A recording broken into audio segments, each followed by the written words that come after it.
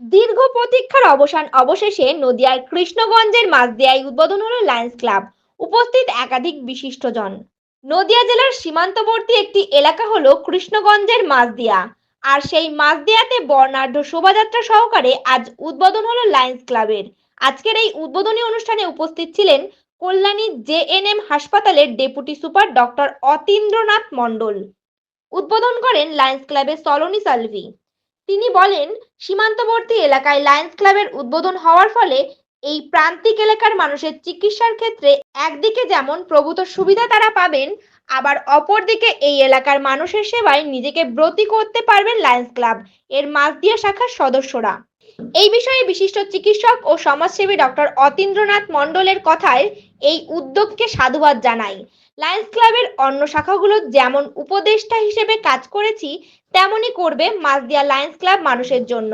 এই Lions club এক অনন্য দিশা দেখাবে এলাকাবাসীকে।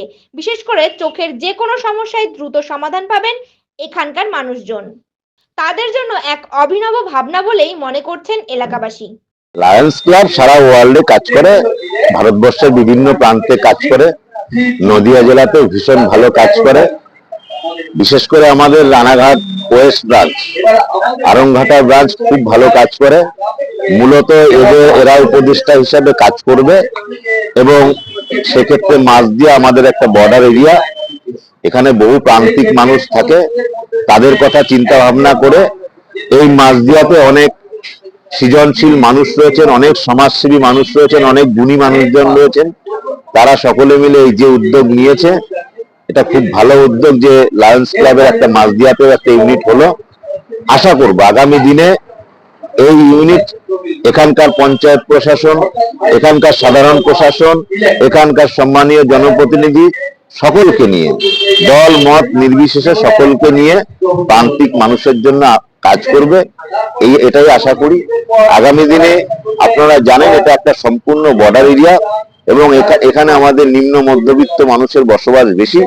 সেই দিক থেকে চিন্তা ভাবনা করে এরকম একটি দায়িত্বশীল সংগঠন যখন এখানে একটি ইউনিট খুলেছে, ডেফিনেটলি আশা করব আগামী দিনে প্রত্যেককে মিলে এখানকার যারা নির্বাচিত হয়েছে, এখানকার মাঝদিয়া ইউনিটে যারা বোর্ড,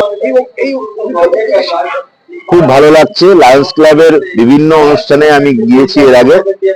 এরা প্রান্তিক মানুষদের জন্যই কাজ করে এবং বিভিন্ন জায়গায় অনাথ আশ্রম, বৃদ্ধাশ্রম, বিভিন্ন গুরুত্বপূর্ণ জায়গায় কাজ করে এবং সারা বছর বিভিন্ন মানুষের স্বাস্থ্য পরিষেবা, আপনারা জানেন স্বাস্থ্যই সম্পদ, সারা বছর বিভিন্ন জায়গায় এরা স্বাস্থ্য পরিষেবার সঙ্গে যুক্ত রয়েছে।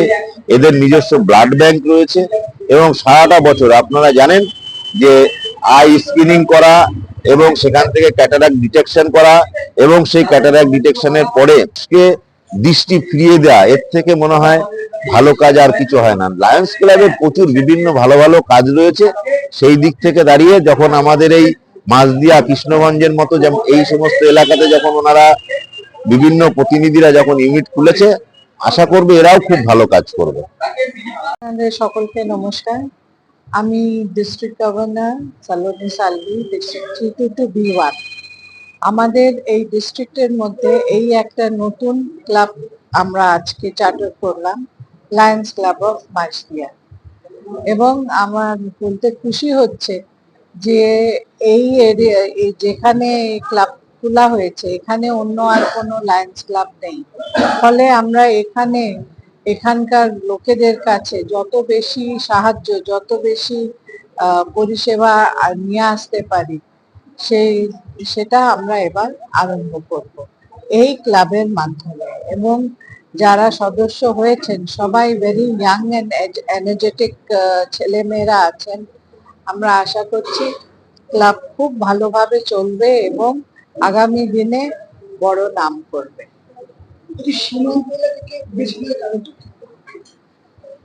সেরকম কোনো ব্যাপার না। আমাদের চেষ্টা আছে যেখানে যেখানে আমরা সেবা বেশি দিতে পারবো সেই এরিয়াতে আমাদের যেন একটা ক্লাব হয়। এটা সীমান্ত এলাকা আছে কি না আমরা সেটা খোঁজ করে করিনি, বাট ফরচুনেটলি ওইভাবেই হয়ে গেছে। এখানে লোকেদের আরো বেশি দরকার। একদম একদম। সলোনি সালভি।